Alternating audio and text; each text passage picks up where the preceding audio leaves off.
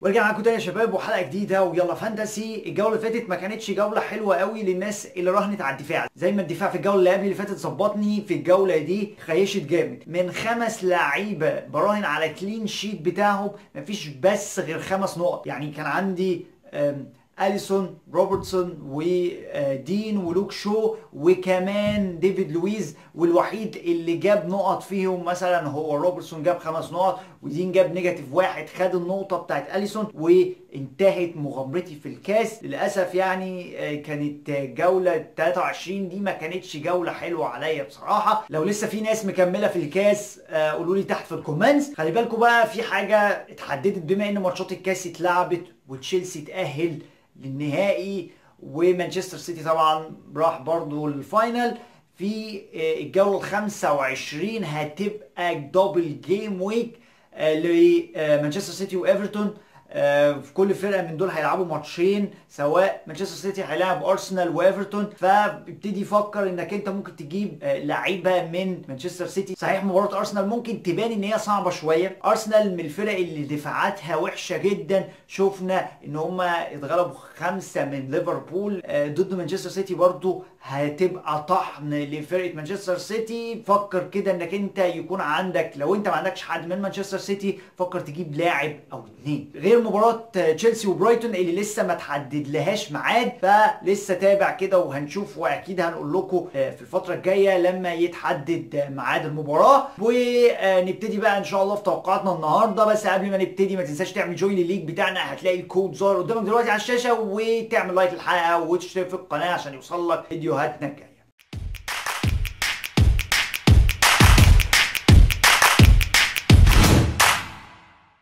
نبتدي بقى في حراسة المرمى. ادرسون هيلاعبوا نيوكاسل. مانشستر سيتي محافظ على فورمة هايلة في الكلين شيتس، 2 كلين شيتس على التوالي في الدوري، وكمان شفناه ضد بيرنلي اكتسح بخماسية نظيفة. غير طبعا اللي اتكلمنا ان هو عنده مباراتين في الاسبوع، مش اللي جاي اللي بعده في الجولة ال25.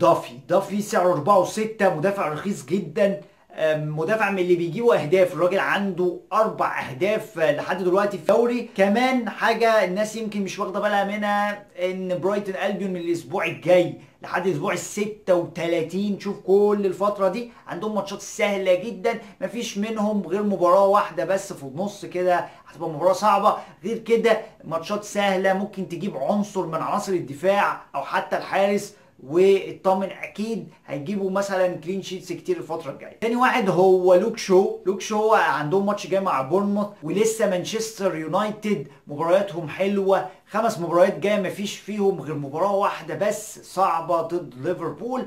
الباقي فكر زي ما قلنا انك انت تجيب 1 و2 من مانشستر يونايتد. الفرقه بقت بتلعب كرة هجومية، كرة جميلة، غير كمان دفاعهم اللي اتظبط بشكل كبير مع سولشار. خش بقى على خط النص ستيرلينج اتكلمنا عليه الحلقة اللي فاتت في بدائل سون، فكر تجيبه. سانيه لسه في خطر. بص مندي راجعة، مندي جاهز، ممكن لما مندي يلعب سانيه يبقى الوقت اللي هياخده في الملعب قليل. فستيرلينج الاوبشن الاضمن، صحيح سعره غالي بس مضمون ان هو هيلعب. انك انت مثلا لو جبت سانيه وما لعبش المباراه الجايه او نزل بديل، وده وارد جدا لان جوارديولا كان بيعمل الموضوع ده في اول الموسم ايام ما كان مندي موجود.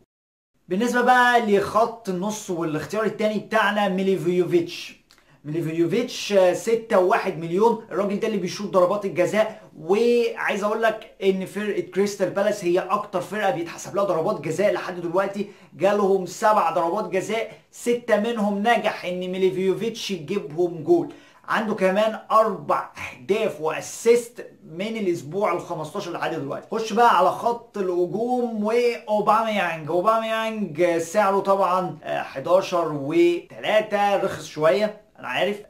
في مباراتهم الجايه ضد كارديف سيتي طبعا اوباميانج، يعني المباراه اللي بعدها انا عارف مباراه صعبه جدا ارسنال مع مانشستر سيتي، بس المباراه ضد كارديف اوباميانج وارد ان هو يحط اهداف كتير لان هو بينافس على صداره الهدافين دلوقتي، ومحتاج مباراه سهله يقدر يسجل فيها كتير. كارديف سيتي هو الاوبشن المثالي للراجل صاحب ال 14 هدف. اخر واحد معانا النهارده هو خيمينيز سعره 6.5. يساعدك يا هناك لو لحقته ايام ما كان ب5.5. الراجل ده من المهاجمين اللي بيعملوا كونتريبيوشن عالي قوي سواء بالهدف او بالاسيست مع فرقه وولفرهامبتون. عندهم مباراتين جايين كويسين قوي، وممكن طبعا خيمينيز يخطف جول او اسيست. بالنسبه بقى لخيارات الكابتنه والاوبشن المضمون والسيف، صلاح المباراه الجايه مباراه ضد ليستر سيتي، وصلاح كونسيستنت ان فورم، فابو صلاح اوبشن سيف ومفيش منه مشاكل، وهو كمان ممكن يكون الموست كابتن للجوله. تاني واحد هو ستيرلينج. اتكلمنا على ستيرلينج برضو اوبشن حلو ضد نيوكاسل. ثالث واحد في الكابتنه وهو اوباميانج. اوباميانج انا متوقع ان هو الجوله الجايه هيعمل شغل عالي، فممكن لو عندك اوباميانج فكر تكابتنه بشكل كبير. وبكده نكون وصلنا لنهايه حلقتنا النهارده ويلا فانتسي. لو عندك اي استفسار عن اللعبه سيب لي تحت في الكومنتس وانا هرد عليك. وما تنسوش ان الجوله الجايه هتبقى يوم الثلاث